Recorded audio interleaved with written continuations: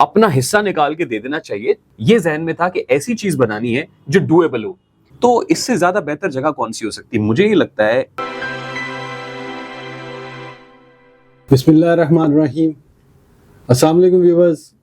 आज property finders की team always developers के हेड ऑफिस हाजिर हुई थी और आज यहाँ पे हमारी मुलाकात हुई अलवाइज टावर के ब्रांड एम्बेसडर जनाब रेहान तारिक साहब के साथ।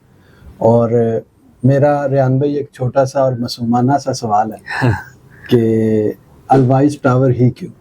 अलवाइज टावर में आपने जो ये इतनी शानदार deal the, deal of the decade, तो इस वक्त टॉक ऑफ द टाउन है।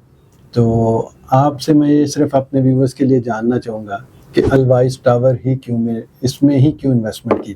उस्मान भाई, सबसे पहले तो thank you very much for coming to अलवाइज हेडक्वार्टर्स। और आपका बड़ा शॉर्ट और स्वीट क्वेश्चन है, मासूमाना भी और सादा भी है। तो अलवाइज टावर ही क्यों? आपके सामने बैठ के सूरज को चिराग दिखाने के मुतरादिफ है। तीन चीज़ें बड़ी इंपॉर्टेंट होती हैं उस्मान भाई: लोकेशन, डॉक्यूमेंटेशन और फिर डेवलपर।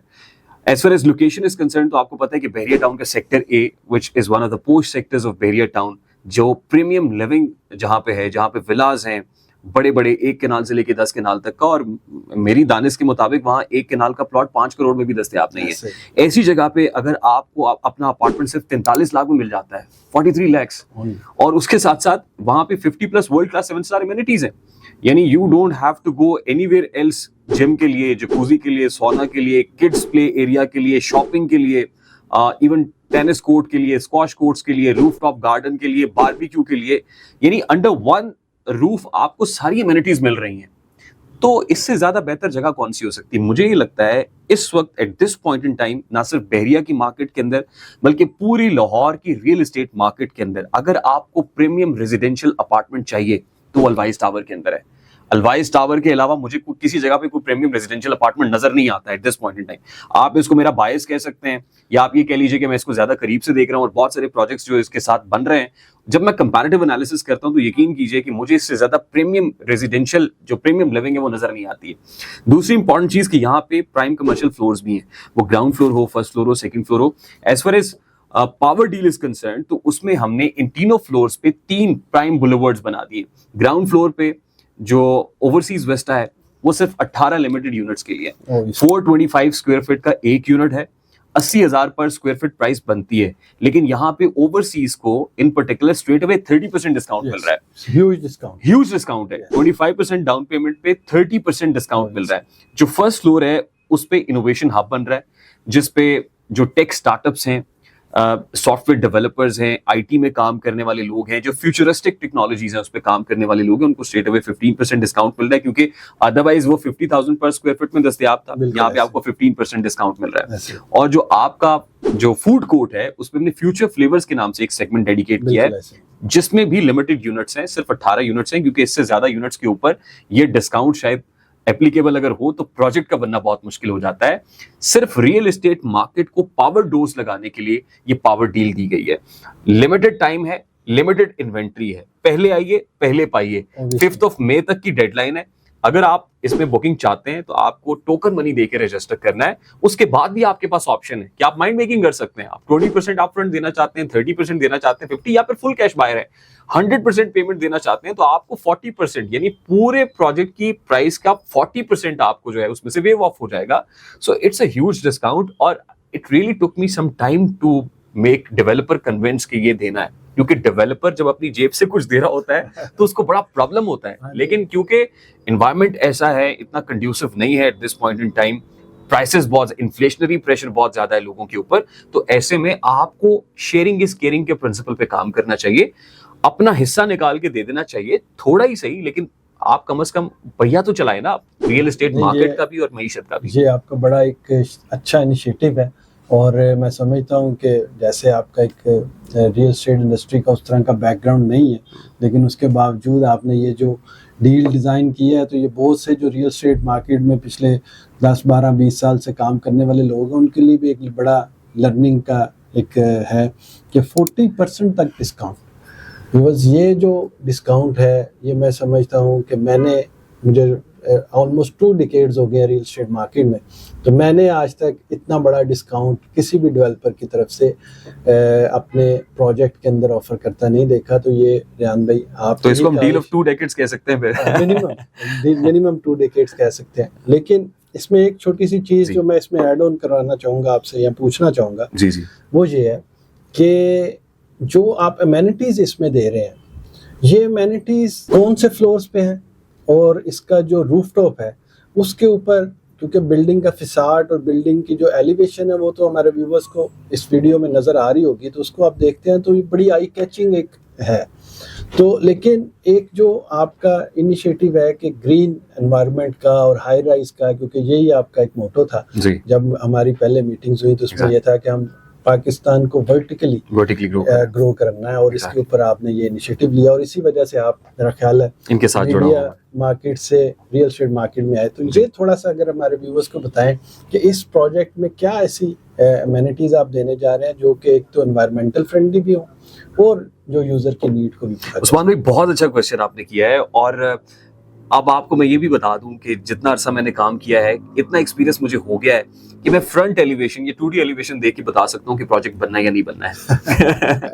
देखिए, जो फ्रंट एलिवेशन इस वक्त मार्केट में, और आई एम श्योर कि जिस वक्त ये वीडियो पब्लिश होगी तो फ्रंट एलिवेशन भी कहीं दिखा देंगे, जो फ्रंट एलिवेशन इस वक्त आपके सामने है, आप ये देखिए कि ये जिस तरीके से डिजाइन किया गया है, मैं ये कह सकता हूँ विद सर्टेनिटी कि लाहौर की सबसे खूबसूरत फ्रंट एलिवेशन है, सबसे अच्छी 2D एलिवेशन है। वो मैं इसलिए कह रहा हूँ कि ये कुछ चैट जीपीटी से जनरेटेड नहीं है, ये कोई ओवरनाइट बनी हुई नहीं है, बल्कि it took us almost 3 months के फ्रंट एलिवेशन बनाए।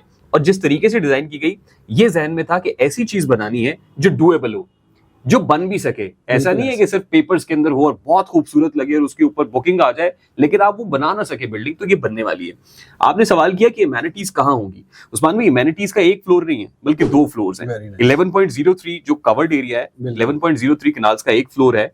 2 फ्लोर्स को मिला लिया जाए तो 20 कैनाल से ऊपर का एरिया बनता है। 3rd और 4th फ्लोर को क्लब कर दिया गया एमेनिटीज के लिए। आधा जो है वो आउटडोर होगा और आधा इंडोर होगा। जो हाइट है एक फ्लोर की वो 14 फीट है। तो आप ये देख लीजिए कि जो आउटडोर एमेनिटीज होंगी उनकी हाइट होगी 28 फीट, और जो इंडोर होंगी उनकी हाइट होगी 14 फीट। फॉर एग्जांपल, आउटडोर में आपका जो इन्फिनिटी पूल है वो आउटडोर में आ जाएगा, आपका जो बारबेक्यू एरिया है वो आउटडोर में आ जाएगा।